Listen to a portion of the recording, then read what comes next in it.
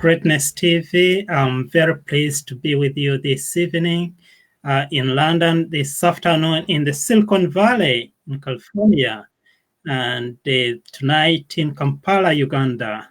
So tonight we are very, very pleased and excited to be hosting a very important person from the Silicon Valley, a very interesting person who will be with us tonight to help us realize our greatness, to help us discover our greatness, and that is none other than Dr. Linda Lara. So Dr. Linda Lara is a transformation expert in San Jose in California, in the Silicon Valley, and she's here to help us walk into our greatness. She's here to share her nuggets to be able to understand what greatness is all about, how we can achieve our greatness, and live our best lives.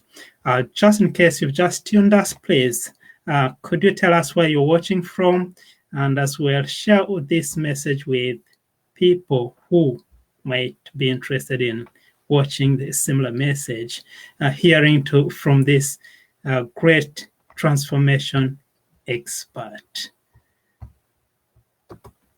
Hello, Dr. Linda Lara. How are you?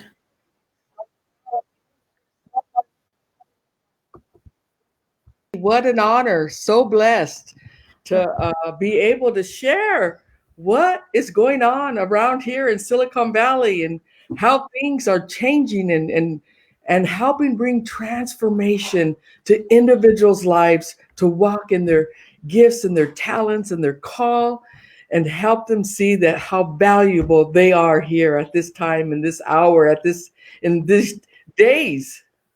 Oh, yes, that's a very, very powerful message. Actually, we need it at this very moment in time when everyone seems to be struggling with the challenge of coronavirus. Everyone, lots of us, people are losing hope. People are despairing. People are getting tired of staying at home. They don't know what to do. And this really leads me to when I was reading about you and your biography. One of the books you are writing is called This Is What We Do. How did you come up with that title? What do we do now in the coronavirus? What are we doing in the coronavirus? Tell us. Well, me and my husband, we have this little thing going on where we're here, there, and everywhere. And people follow us on Facebook and they say, we get tired just watching you. You're here, you're in one place, and then we look again and you're in another place. And people say, how do you do that? And I like to say, this is what we do. We are walking in our passion. We are walking in our gifts. We are walking in the talents that God has so graciously gave us. And so people think all the time, you need to be some educated with degrees and a philosopher or something really, really, strategic and something really confound or profound. And I like to say, just be you. Just be you. Walk in the gifts that you have inside of you, and you will be successful. You will make a difference. You can bring transformation simply by walking out and walking in the gifts, the call, the talent, the purpose, the passion that you have been given by God. Amazing. So one of the difficulties we have, including me in my early years, was discovering who I was discovering my gifts, was knowing really what does God want me to do with my life. Mm-hmm. So what advice would you give us? What do you love doing? I remember I thought it was always had to be some spiritual gift, that God only gave us spiritual gifts. So I was trying to be the best pastor, the best teacher, the best minister, walk in the spiritual gifts and do something spiritually. But I realized that if everybody walked in a spiritual gift, who would comb our hair? Who would cut our hair? Right? Who would tend to our physical needs if we didn't, if we weren't have doctors and nurses and right, and hairstylists and nail and artists and singers and actors and all these different things that we need to make the world go around, whether it be in entertainment, education, government, right? All these different parts of society that makes the world go round. If we didn't have these people walking in their gifts and in their talents, we'd all be in church 24/7 trying to get the pulpit so that we could preach and teach, because we thought that God only gave us spiritual gifts. But no, he's given us natural gifts. What do you love doing? What do you get excited about? What makes you happy when you're doing it? That is how you discover what you are called to do, because you will be passionate about it and you will be great at it because you love to do it. There's so many people, Dr. Patrick, walking around every day just hating their job, going to work every day, hating what they do, coming home grumpy and just in a bad mood because they had to work all day at a job that they did not like. I believe that we can walk and live and do what we're purposed to do and enjoy life doing it because we love doing it. We're passionate about it. To us, me and my husband, what we do is not a job. It's a passion that we enjoy doing it. So we're always excited about doing it. We're always excited about a life being changed. We're always passionate about helping somebody get to their passion and walk in their ideas. Amazing. That is very powerful, really discovering your passion and then following up our passion. And have you always been like that in life, that you discovered your passion very early in life, or it came on at a later stage? And is there someone who, for example, triggered that transition, you being able to live your passion fully? Well, no, I was always one that liked to be the leader. I remember in school, I would always be the leader of the group. Always, I have 5 siblings, and I'd want to play school, but I had to be the teacher, or I wasn't going to play. Little did I know that this was a gift that was in me, because now I have a fully accredited college, the Future Elite Academy. And see, I didn't know that I was going to be the professor of this college when I was young playing school. I thought I just liked to play school, and I was the one that had to be the teacher, or I wasn't going to play. But little did I know, later on I discovered that was one of my gifts, that I was called to be a teacher. I was called to be a professor. So even though I didn't realize at the time, I was already having a passion about it. I was already desiring to do these things, and then realized that, hey, this is what I was born to do. I was born to teach. I was born to be a professor. I was born to help others, even though when I was little playing school, I didn't realize that this is what God had put in me. And so I became very passionate about it. Wow, that is very powerful. So at the Future Elite Academy, yes, what are the kind of people you work with? What are the kind of people you help walk into their greatness? Well, I discovered that the church has a lot of potential, but not everybody has opportunity. And so we seem to go to church, every Sunday, and then for 2 or 3 hours, whatever it is, and then we leave and we think, okay, I have to wait till next Sunday in order to go back and hear a good message. Why isn't that message transforming my life?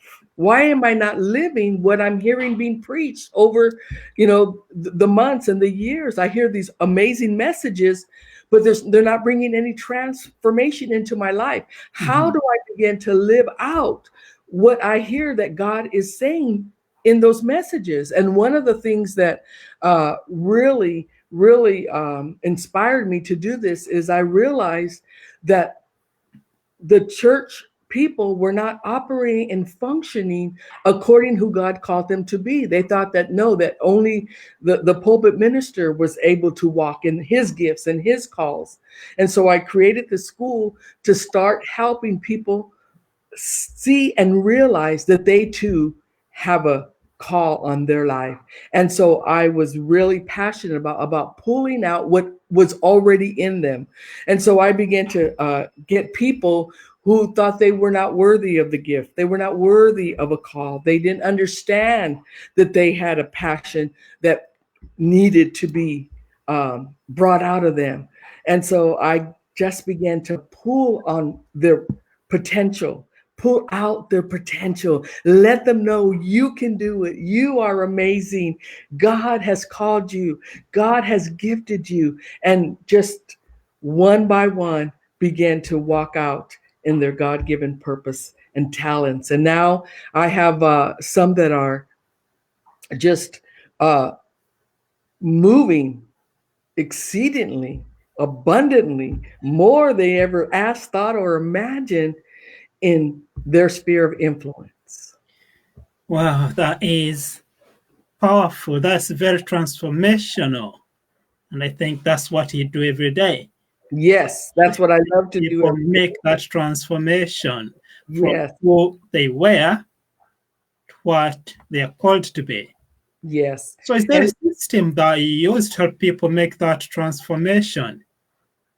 I'm sorry, what? Is there a system that you use? Is there a formula that you use to help people make the transformation in their lives from who they are? I do. I help them. Life. The first step I do is I help them believe in themselves. Mm-hmm. So help them change their mentality. We like to call it change your stinking thinking. Mm-hmm. Because for so long, they have been told the opposite of who they are. You know, we see this in some of the schools that we work with, because we work with, you know, kids that are being mistreated or disadvantaged of. So disadvantaged youth we work with. And to get to our program, where it's called the Firehouse, you have to have 4 Fs or more, 4 failing grades or more in order to get to our program. And people say, why are you accepting kids who are failing? Well, there's a lot of programs for kids who are overachievers. There's a lot of opportunity for kids who have A's and B's, and people are just wanting them and pulling them, giving them scholarships and, you know, giving them opportunity. But what about the kids that are failing? The reason why they are failing is because they think they have no value. Nobody ever looks to them for any opportunity. They're the ones that are always cast to the wayside. They're the ones that always are overlooked. And so we decided to create a program that was going to specialize just in them. We were going to give them the opportunity that they would never get simply because of a failing grade. Isn't that crazy? A failing grade. And most people don't understand that these kids are failing not because they're not smart. They're very smart, because nobody cares. Nobody says is cheering them on. Nobody's saying you can do it. You can make it. There's greatness in you. So we're getting these kids that have academic GPA of 1.1, 0.4. I mean, you can you imagine what your GPA is when you have 4 Fs? I like to say we have overachievers. They have all Fs. And so now, because we are giving them inspiring messages, empowering them, helping them to believe in their mind that they are somebody, that they can be successful, they are now graduating from high school with 4.0 GPAs, going to and entering colleges and universities, getting scholarships because they have finally believed in themselves. And that's the key, believing in yourself. That is a very powerful revelation, because I as well work in education. But this is the first time I hear of a school that specifically admits people, students, because they failed. Because in most of the world education system, when you fail, you're kind of like written off from the education system. Yes. Then Yes. that leads up to all social problems, sometimes anxiety, depression, low self-esteem, Yes. self-harm, and so on. But Yes. you are making a conscious decision to choose those students to come into your college. How Yes. did you get this vision? Well, the lifestyle that we were brought up, me and my husband, we were brought up just like these kids. You know, you're never going to make it, you're never going to amount to anything. The neighborhood we came from, the community, what was the, you know, the bad side of town. Nobody ever wanted to go to that side town, and we always wondered, why didn't anybody come and tell us there was a way out? Why didn't anybody come and tell us that we didn't have to live that destructive lifestyle? That yes, we may have been born, you know, on the wrong side of tracks. Yes, maybe we didn't come from the good neighborhood, but that didn't give us a reason to throw our life away. All these kids needed is somebody to come in and encourage them, inspire them, believe in them, because you know they're talked down to. They come from families where they're not given breakfast. You know, we in our homes we wake up our children, you know, give them breakfast, you know, love on them and send them off to school happy, and you know, wish them and you know a good day, have a nice day. These kids are going to school with nobody giving them breakfast, nobody even waking them up for school. You know, we wake up our kids for school, you know, they nobody wakes them up. They get in trouble. Why are you late? Mm-hmm. You know, I just woke up. Nobody woke me up. You know, I finally got here. Coming to school hungry. Oh my God, can you imagine having to learn and study and pay attention and concentrate on an empty stomach? You know, and these things that the Yeah. facilitators didn't realize, just do your homework. You know, why aren't you doing this? Why are you late? You know, why aren't you concentrating? You know, and really, I'm hungry, but they're not going to say that. And so we realized that it's not that they don't want to learn, because now we're seeing them get 4.0 GPAs. They wanted to learn. They just needed support. They needed support from adults that really cared about their education and about their well-being. Yes, actually, it reminds me one of the my co-authors. He wrote his story and he said, "Look, he was being given homework, Mm-hmm. but he had no home. He was homeless, and they Yes. said, go and do homework. The Yeah. school is telling, go and do homework. We have no home." So he found it very, very difficult, whereby it's taken to be like everyone else, but in reality, he's a different human being and living completely different lifestyle. And Yeah. that's why Dr. Chris Perry from Wales in the United Kingdom says that, yes, we are all unique, that we need to be celebrating our uniqueness, not Yes. celebrating the comparison. Because sometimes these schools, they compare who has achieved the highest, the middle, and the lowest. And Yes. sometimes puts off some people that they don't achieve their greatness. Amen. And you know what? That was another thing. There's a very prestigious school here. It's called Valley Christian, Yeah. and it's one of the most academic prestigious schools we have in Silicon Valley. A matter of fact, a lot of the CEOs from Facebook and Google and you know all these top companies in Silicon Valley send their children there because it's very prestigious. And so they created a program. It's the SSI program, which is the space station program, where they Mhm. would give their children up there at Valley Christian projects to create that would be launched into space. Okay, so in order for them to do that, they thought, wow, these kids have to be really smart in order Mhm. to create a space project that is actually sent into space. And because they were doing these projects and sending them to space, they are classified as bona fide space scientists, rocket scientists. So they thought, wow, we're creating rocket scientists here at this great school. While the director, the president of Valley Christian, wanted to know, is it really because these kids are really smart and because they have money that they are able to create these projects, these scientific space projects that they're rocket scientists now because they're putting them together and launching them into space. And he said, I want to find out if that's really why they're able to create these projects. He said, Mhm. I want to give it to ordinary kids with not a high education. Let's see if they're able. Well, they offer this to our Firehouse program with the kids that have 4 Fs or more, right? And the same exact project that these kids that are up on the hill, because the school's up on the hill, like you said, and Yes. very educated, very prestigious, very wealthy children, let's give these kids who have 4 Fs or more, come from the bad neighborhoods, on drugs, some of them in gangs, and let's find out if they can do this. And guess what? They all succeeded. Wow. All kids that are in the Firehouse program, that their grade levels uh, were not can't even compare to the kids up on the hill.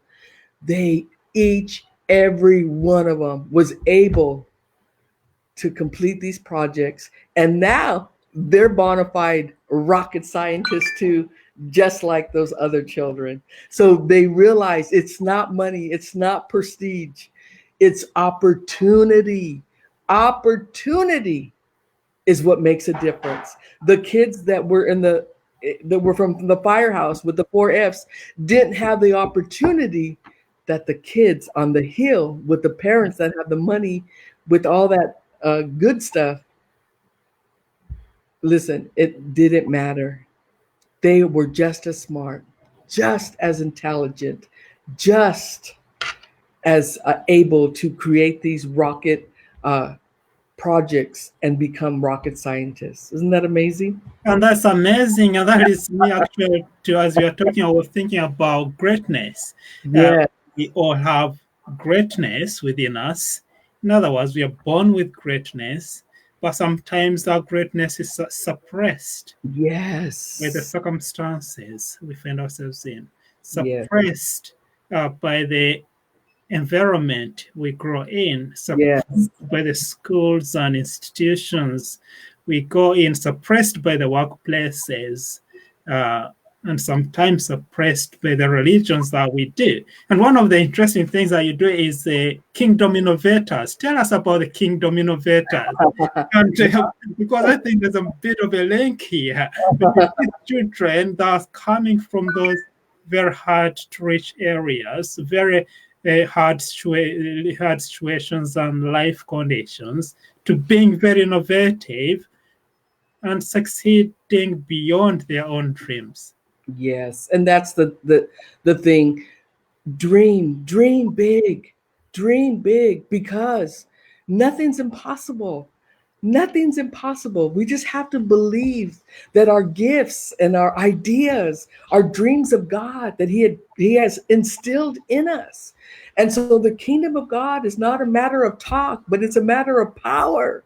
And so as kingdom citizens, we have the power to supersede over and above more than we could ever ask, think, or imagine. So all it really is making dreams come true, connecting with other people, getting the resources, being resourceful and helping other people connect with other people that have similar ideas or that can help them launch their ideas to make them a reality. In Silicon Valley, that's Yes. all it is here. Innovation, right? We may have Apple.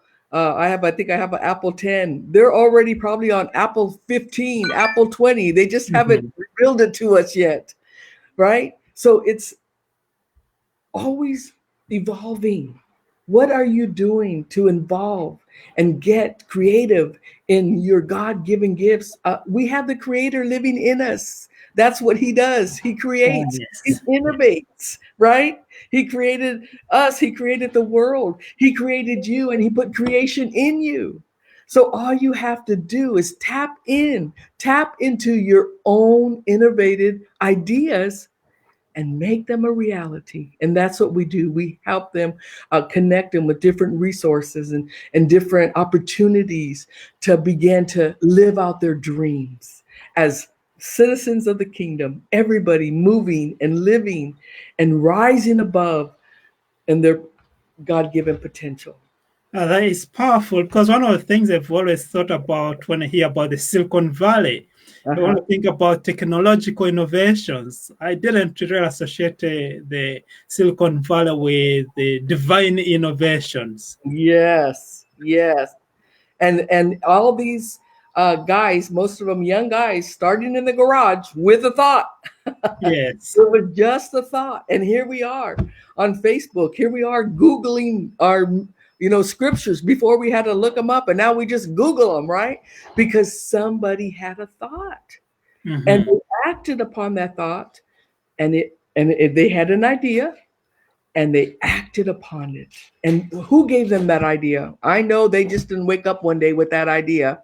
I know that God gave them that idea and they just acted upon the idea. And now look at how successful. And most ideas are not for ourselves. Okay. Google is not just for the guys who created it. We all Google.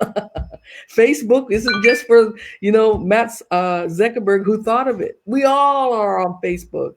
So our ideas is what helps create the world that God created so that we can be the best of the best. Oh, thank you very much. So I'm thinking about Google. There's Google as a platform that Yes. everyone can tap into and they find what they want. And then we have the idea of the kingdom Mm-hmm. as Google. Yeah. Okay, if you compare the kingdom as Google. So how can we tap into that kingdom? For example, I have no idea of the kingdom. I have no idea of God. How can I make that channel to discover? Because for me, for example, I do firmly believe that for you to be great, Mm-hmm. you have to tap into the greatness within you. And Yeah. one of the things that's very clear in, for example, in Christianity, is Mm-hmm. that we're all created in the image and likeness of God. So Yes. if that's a case, how come some people don't tap into that greatness? I So think if there's already Google out there, how come some people don't tap into it? If there's already the kingdom out there and all that it requires, how come some people don't recognize it or don't tap into it? Well, there's a scripture in the Bible that says, "My people are destroyed from lack of understanding, lack of knowledge." They just don't realize that it's so simple. Jeremiah 33:3 says, "Call on me, and I will tell you great and mighty things. You have not because you ask not." We just have to ask. It's so simple. God, what have you called me to do? What are my gifts? Show me. It's so simple. It's asking. I remember when we first started, we had no idea that this is where we were going to end up.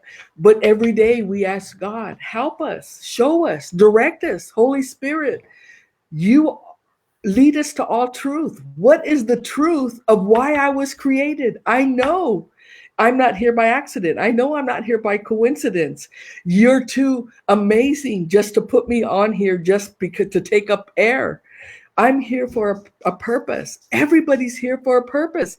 Ask and you shall receive. Knock and the door shall be open. It's as simple as asking every day, what am I here for? How can I make an impact? How can I bring greatness to people? How can I be the person that helps change someone's life? And that's all it is. Simple as that. People make it complicated. Well, I have to do this, 10 of those, I have to, come from this part of town, or I have to have this education, or, I have to have a great mindset. No, it's just asking. Ask and you shall receive. Oh, thank you very much for that nugget of wisdom. Thanks so much, Dr. Linda Lara. In case you've just joined us, my name is Dr. Patrick Businge, and very pleased to host Dr. Linda Lara, transformation expert from the Silicon Valley. And we're talking about how someone can achieve their dream. We're talking about how people can tap into the inner the greatness that they're created with. And we're talking about how to walk towards your greatness in spite of the challenges in life, in Yeah. spite of the moments that you find are very challenging, like the moments we are in. And I guess, Dr. Linda Lara, you would agree with me that we are in challenging times, that what we are going through at the moment is a very defining moment in the history of the world, in the history of our civilization. So, how can we make the best Well, of I these think, defining moments? yes, We might just walk through it without the moment defining us, or yes. without us defining the moment. Well, I like to say we've all been put on timeout What does because that mean? that means we all have now time out of our busy schedules, out of our routines, right? Mhm. Out of what we thought was important, and now to really focus on how we are going to come out of this, not how we got in this. How are we going to come out? Are we going to come out the same, or are we going to come out with greater innovation? Are we going to come out with greater understanding? Are we going to come out with greater passion? Are we going to come out with greater civility skills? Are we going to come out the same way we came in? Or are we using this time to reflect? Are we using this time to grow, to study, to get more wisdom, to get more knowledge, to get more understanding, so that we can do greater things, that we can make a greater impact, bring greater transformation? I believe that this is a time where we have time. A Right. lot of people always say, "Oh, I would love to start this. I would love to do this, but I don't have the time." Well, guess what? You now have the time. So are you using this time to do what you know that you said for years? I know I need to do this, but I just don't have the time. Are you doing it now? Are you doing it now? Are you taking advantage of this opportunity that now you have the time? Because that's one thing that people complain about the most. I don't have the time. I Mhm. would do this if I only had the time. Well, guess what? Time is now on your side. Are you doing it? Are you actually doing what you said you would do if you had the time? I love that because, for example, it's a very important moment in the history of humanity for individuals. Yes, in the individual, as you say, we are on time out and we relate back to ourselves and ask, what am I here for? What's the purpose of my life? How am I going to achieve better once I get out? But as well for communities, we've seen explosion of generosity, explosion of volunteerism and humanitarianism and donations all over the world. But as well for families, there have been families whereby the children don't see their mom or don't see their dad because by the time they wake up, they are gone. By the time they sleep, they haven't arrived or come back home. But now they're together trying to create that moment together, trying to teach your child how to write, how to read, how to do phonics, how to do science, maths, and so on. It's a very exciting moment, and this is going to mark or define the lives of these children. It's going to define the lives of these parents because these are the things they've never done. And now they have to learn how to do it. They Yeah. have to learn to be the teacher, to be the parent. So it's really a great time to seize the opportunity. Don't Mhm. let it pass, because everybody's going to go back to work. Kids are going to go back to school. Schedules are going to be hectic again. We're not going to have the time that we have.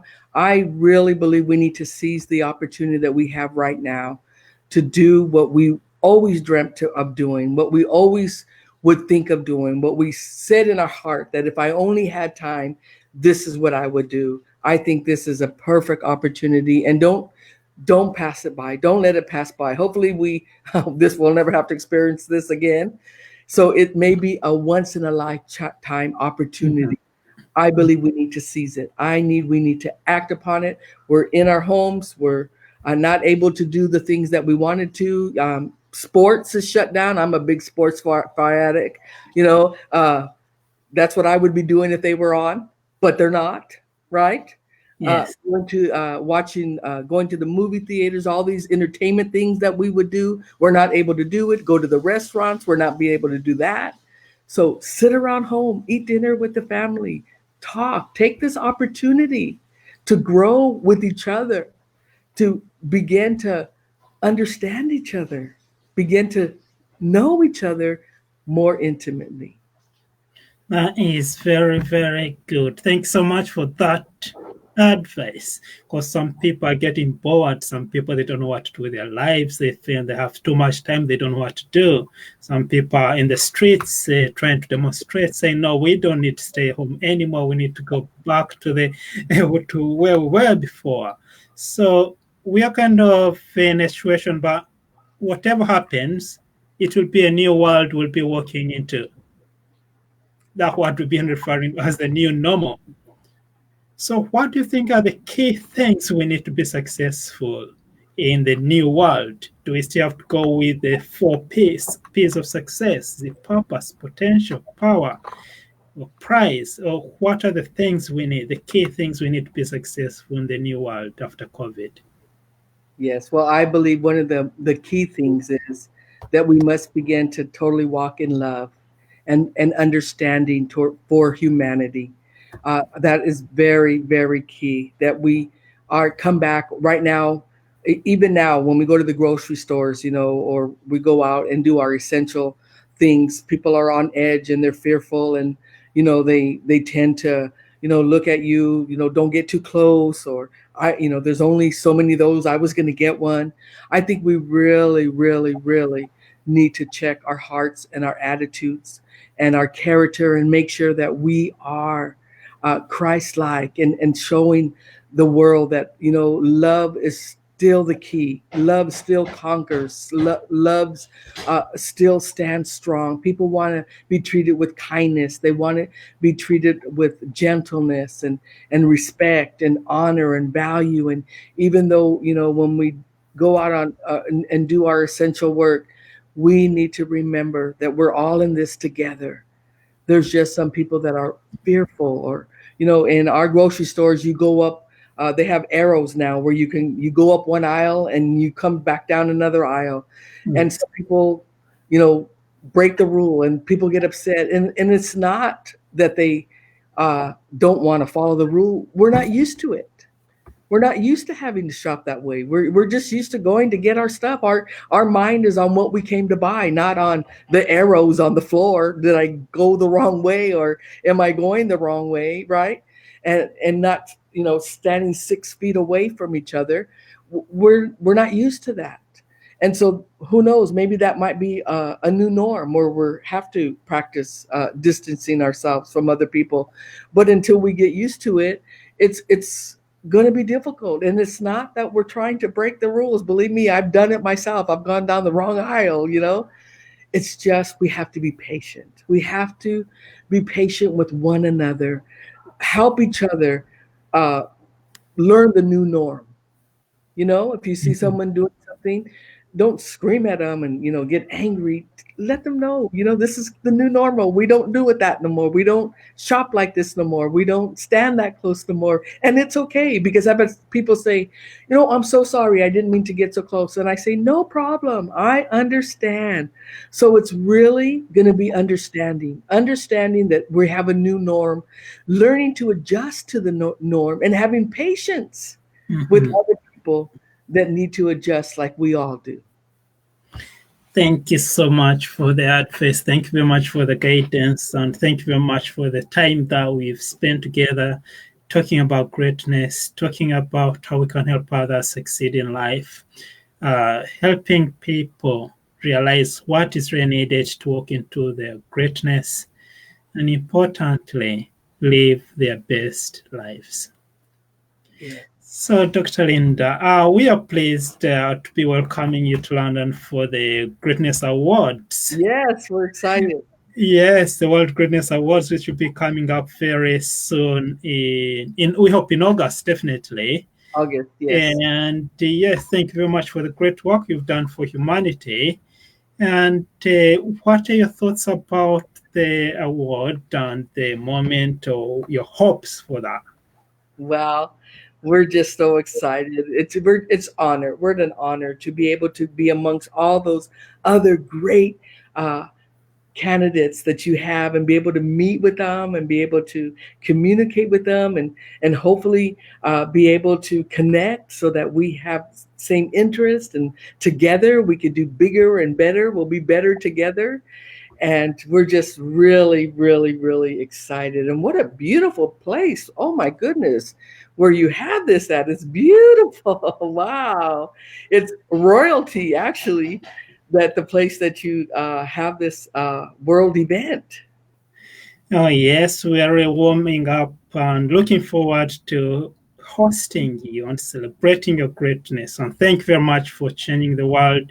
Thank you very much for touching the minds, the hearts, and souls of those young people in the Silicon Valley who sometimes feel they're left out from, or written off by history, written off by their own fellow human beings, by giving them hope, by saying, look, we have a school that is open for only people who fail. Come and join us, and we will lead you to your greatness. That is very powerful.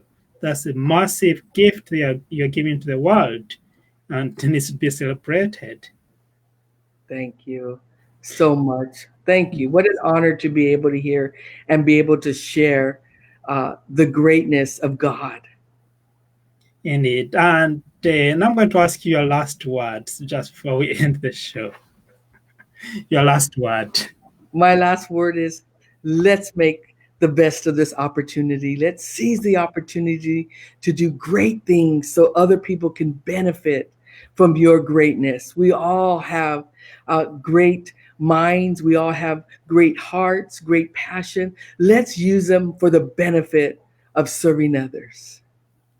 Oh, thank you so much, Dr. Linda Lara. Thank you. It's been a pleasure hosting you on the Greatness TV, talking about great lives, talking about greatness. And I'm going to end with a short video in case you would like to join us for the World Greatness Day and Greatness Awards. You are free to have a look at this video.